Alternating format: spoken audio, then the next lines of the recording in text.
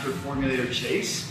A lot of questions get asked to us all the time about, are we legit? Is our science legit? Today we're going to talk a little bit about, is our licensing legit? Like, what do we do to make sure that we're legal, that we're doing things correctly, efficacy, all that's involved. So I'll throw that out to you. Perfect. We can talk about that. Yeah, so we're really fortunate here to be established in our labs here in the United States. And in the United States, we have the FDA that governs over this. So, you know, we are in the dietary supplement category. So it's not food, it's not pharmaceutical, it's dietary supplements. So it's got a very specific set of parameters that apply to how we have to do absolutely everything involved in ensuring the ingredients coming in are all up to spec and the finished good going out is up to spec.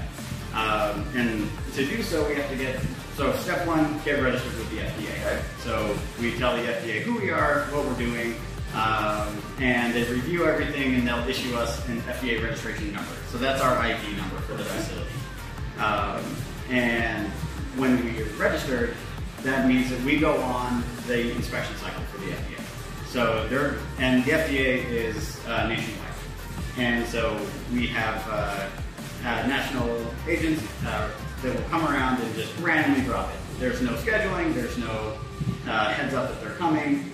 They just show up. So these surprise visits, right? Surprise visits. Just to make sure we're doing things right? Yep. And they're very, very thorough. It goes from an inspection of an inspection of the facility to make sure everything's clean, sanitary, and make sure that the very specific guidelines that they give for every step along the way is being adhered to. So step one is a tour. Okay. Step two, they really start digging into the paperwork on everything.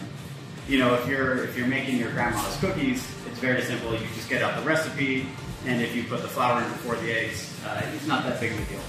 With the FDA, everything being documented and done in a very specific order is a big deal. So how's it gone so far? Any infractions or are we? Yeah, so an inspector's job is to find things, right? And improve on things. So of course, there's always going to be a list of small improvements that aren't done perfectly right.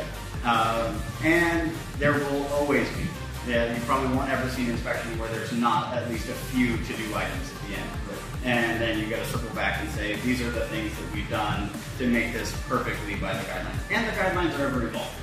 Right. So they're not stagnant. So what's perfect today might not be perfect next year. But the good news is that today, you're up and running. Yeah. Using great products. You're in compliance, right? Yep. And international shipping and international rules and regulations and certifications, we're up to date on all those. Yeah, so the nice thing about being in the US is a lot of the countries that we export to, if they say, hey, if this product is good enough for the United States, it's good enough for us. So as long as we're adhering to everything on the US FDA level, then we do a certificate of resale, which shows that the United States government has acknowledged that this product is licensed to be sold by this company, and it's free to do so.